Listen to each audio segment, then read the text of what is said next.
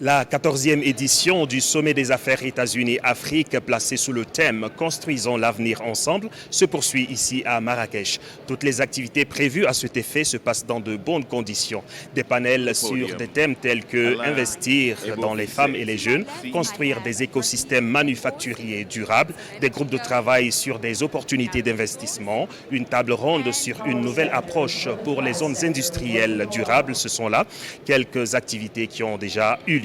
Le ministre des Affaires étrangères du Maroc, Nasser Bourita, a eu de son côté plusieurs tête-à-tête avec ses homologues subsahariens sur des opportunités d'affaires en Afrique. C'était juste après la cérémonie d'ouverture.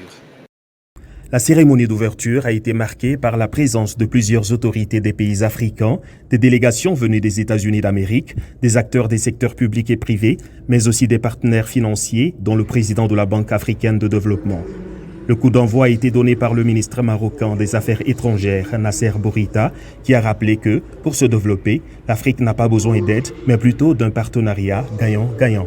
Le ministre du Commerce et de l'Industrie marocain a, lui, rappelé l'importance de ce sommet pour l'Afrique. Nous travaillons jour après jour pour essayer de renforcer cette souveraineté africaine, cette souveraineté industrielle, cette souveraineté énergétique, cette souveraineté alimentaire, cette souveraineté sanitaire.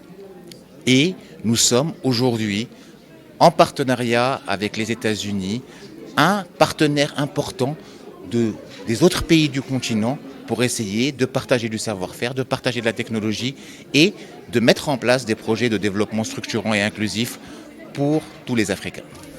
L'importance de ce sommet est aussi perceptible à travers le message fort de la vice-présidente des États-Unis d'Amérique, Kamala Harris, qui rassure quant à l'engagement de son pays dans ce partenariat pour le développement de l'Afrique.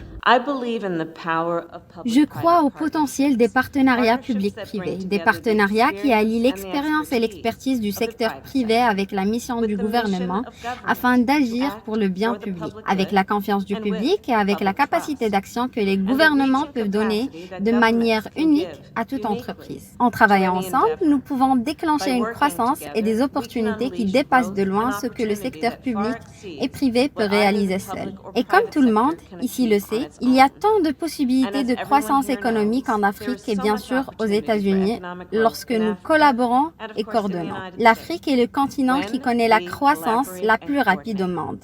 En 2030, le continent comptera 1,7 milliard d'habitants, soit un cinquième de la population mondiale. La sécurité alimentaire, la santé, l'agriculture, les technologies, les infrastructures et l'intégration des écosystèmes industriels sont des secteurs qui feront l'objet des travaux tout au long de ce sommet. Le Maroc est le tout premier pays nord-africain à abriter le sommet des affaires États-Unis-Afrique. Et c'est un choix qui n'est pas fortuit en cette période marquée par la relance économique après la crise sanitaire liée au Covid-19. Le Maroc est aussi le seul pays africain aujourd'hui à avoir un accord de libre-échange avec les États-Unis d'Amérique. Emmanuel Mouadidibaye pour VOA Afrique, Marrakech.